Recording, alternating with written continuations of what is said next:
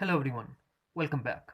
Lot of iPhone users have been reporting that when they listen to music or podcast, the volume turned down unexpectedly. It has been happened only after the iOS update. In this video, I will show you how to fix this issue. Let's start the solutions. Solution number 1. Turn off change with button and headphone safety. For that, first launch settings. Under settings, tap on sounds and turn off change with buttons.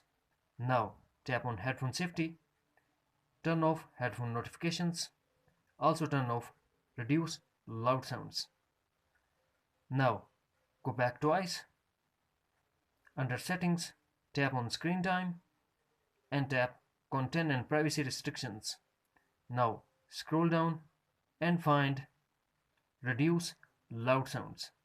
Tap on it and select don't allow. After that, go back to settings and again tap on sounds. Under sounds, tap on headphone safety. Now turn on headphone notifications and also turn on reduce loud sounds. That's it. Friends, if you found this video helpful, then please like and share as well. Thanks for watching. Take care. Bye bye.